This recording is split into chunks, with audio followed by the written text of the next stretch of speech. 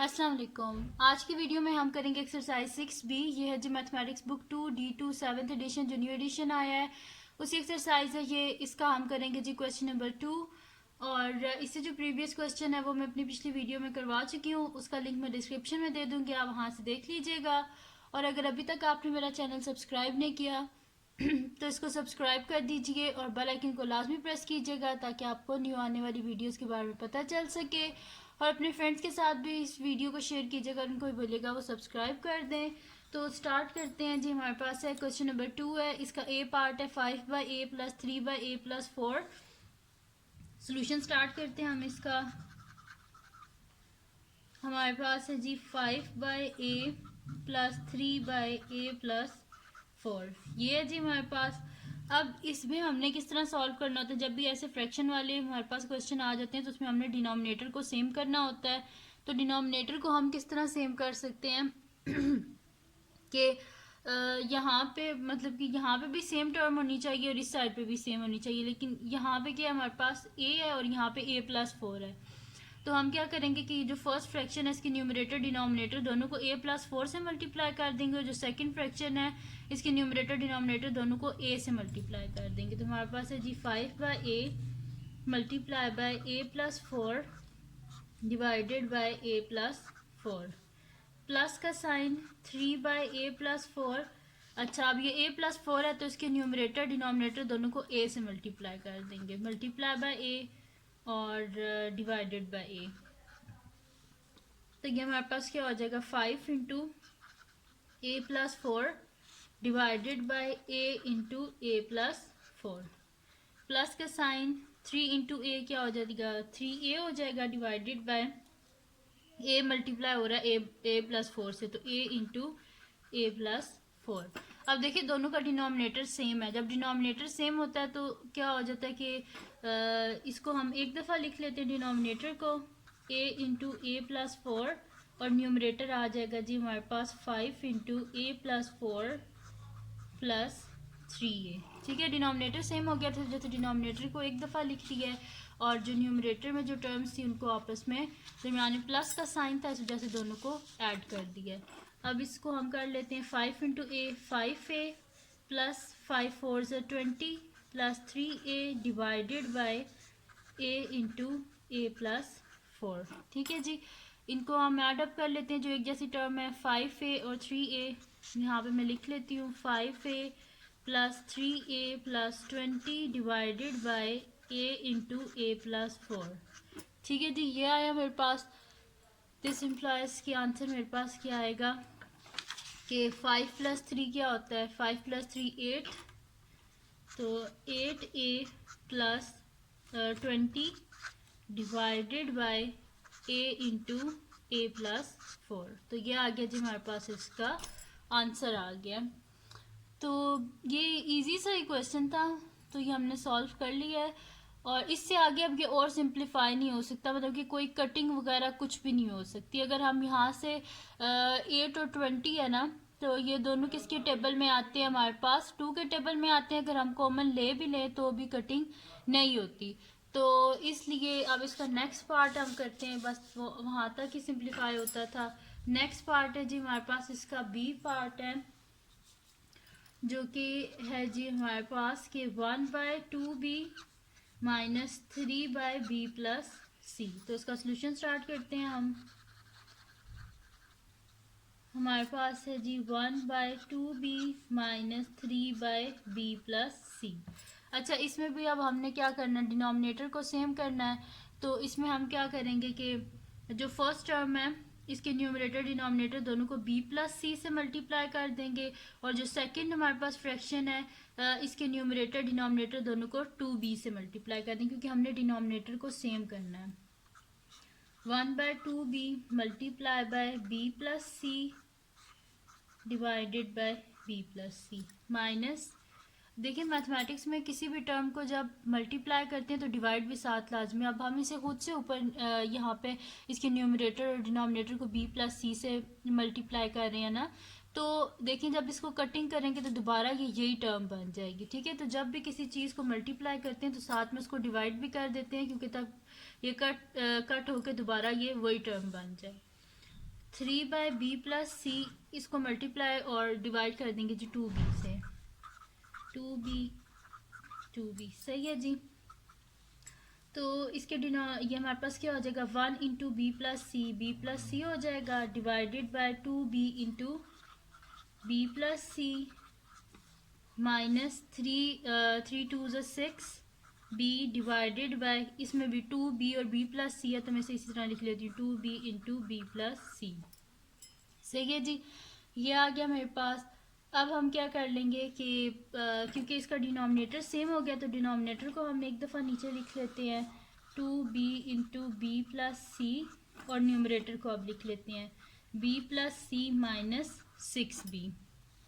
ठीक है, तो ये हमारे पास क्या हो जाएगा कि c और b minus 6b plus b minus 6b divided by हमारे पास आ जाएगा जी 2b इंटू b+c।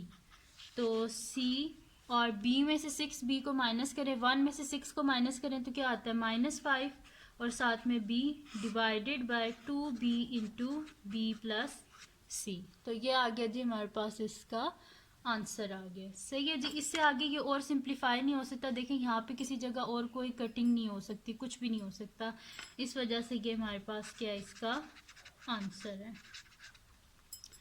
तो बी पार्ट भी सॉल्व हो गया हमारे पास। अब हम करते हैं इसका नेक्स्ट पार्ट जो कि हमारे पास है सी पार्ट इसका, वो हम सॉल्व करते हैं। तो सी पार्ट है जी हमारे पास के 4/d-5 प्लस 2/2d+3। इसका सोल्यूशन स्टार्ट करते हैं हम।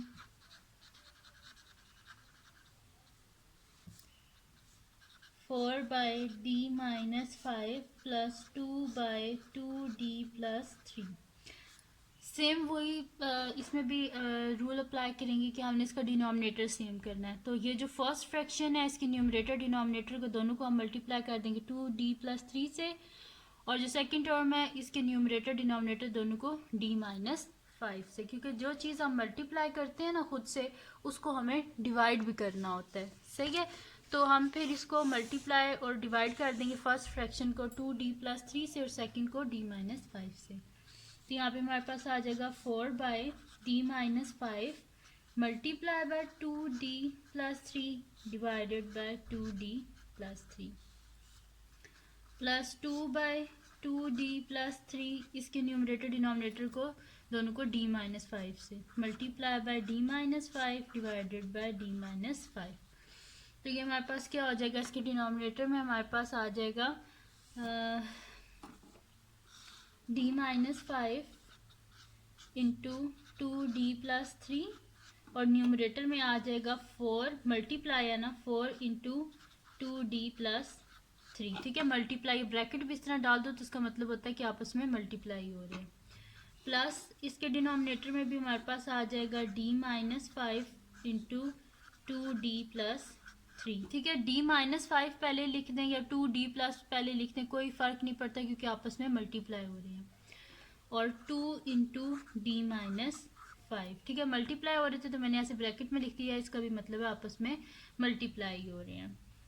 इज इक्वल्स टू हमारे पास क्या आ जाएगा, अब डिनोमिनेटर सेम हो गया तो एक दफ़ा हम नीचे डिनोमिनेटर को लिख देते हैं। तो d-5 इंटू 2d+3 और ऊपर क्या आ जाएगा जी हमारे पास 4 into 2d+3 plus 2 into d-5। ठीक है जी, अब इनको अंदर हम मल्टीप्लाई कर देते हैं तो हमारे पास क्या आ जाएगा 4 2 8d plus 4 3 12 plus 2d minus 2 5 10 divided by d-5 2d+3। तो ये हमारे पास क्या आ जाएगा 8d प्लस 2d क्या आ जाएगा 10d आ जाएगा हमारे पास। ठीक है, और यहाँ पे जी आ जाएगा हमारे पास, बल्कि मैं इसको लिख लेती हूँ 8d प्लस 2d, जो सेम टर्म्स है उन्हें साथ लिख लेते हैं, plus 12 minus 10 divided by d-5 into 2d+3। This implies ये हमारे पास क्या हो जाएगा कि यहाँ पे देखें 8 + 2 क्या हो जाएगा हमारे पास 10 हो जाएगा। तो हम यहाँ पे लिख लेते हैं 10D और 12 - 10 हमारे पास क्या हो जाएगा 12 में से 10 को माइनस करें तो 2 आ जाएगा, डिवाइडेड बाय हमारे पास क्या आ जाएगा D - 5 और 2D + 3। तो ये आ गया जी हमारे पास इसका आंसर। ठीक है जी, 10D + 2 divided by D - 5 into 2D + 3। आपने मेरे पास अभी यहाँ पे जगह नहीं थी, जस्ट मैंने दिस इम्प्लाइज का साइन डाल के आगे लिख दिया। आप = का साइन डाल के ये नीचे ये जो स्टेप है इसकी नीचे ये वाला स्टेप कीजिएगा। तो सी पार्ट भी हमारे पास सॉल्व हो गया। अब हम करते हैं इसका डी पार्ट जो है वो सॉल्व करते हैं। तो वो है जी हमारे पास के डी पार्ट है जी 2/f + 5 - 3/f - 1। सोल्यूशन स्टार्ट करते हैं हम इसका। हमारे पास है जी 2/f + 5 - 3/f - 1। अब हम क्या करते हैं जी इसमें भी सेम वैसे करेंगे क्योंकि डिनोमिनेटर सेम करना है। तो जो फर्स्ट फ्रैक्शन है इसके न्यूमरेटर डिनोमिनेटर दोनों को f - 1 से मल्टीप्लाई और डिवाइड कर देते हैं, और जो सेकंड फ्रैक्शन है इसके न्यूमरेटर डिनोमिनेटर दोनों को f + 5 से।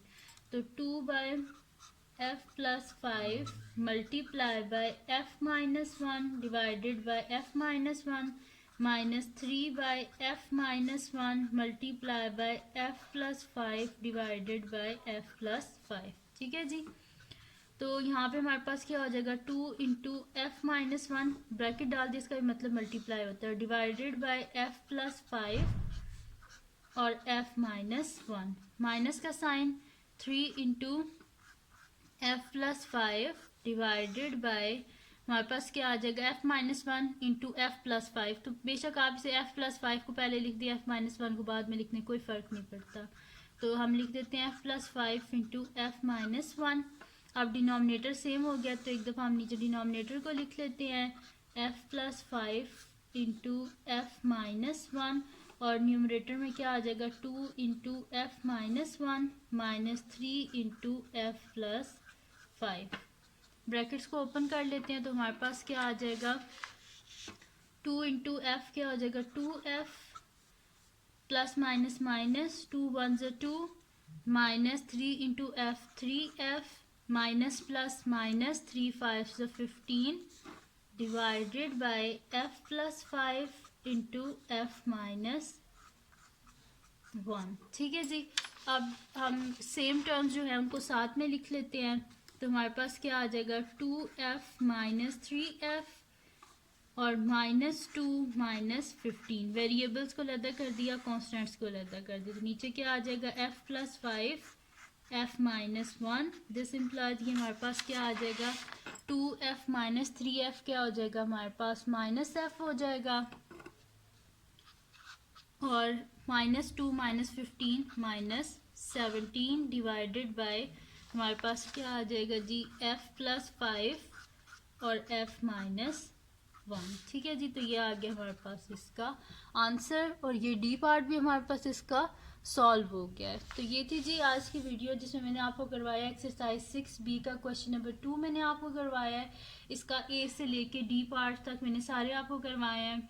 तो अगर ये वीडियो आपको पसंद आई हो तो इसको लाइक कीजिएगा, मेरे चैनल को सब्सक्राइब कीजिएगा और बेल आइकन को लाजमी प्रेस कर दीजिएगा ताकि आपको न्यू आने वाली वीडियोस के बारे में पता चल सके। और अपने फ्रेंड्स के साथ भी इस वीडियो को शेयर कीजिएगा और उनको भी बोलिएगा वो सब्सक्राइब कर दें, और दुआओं में याद रखिएगा। अल्लाह हाफिज़।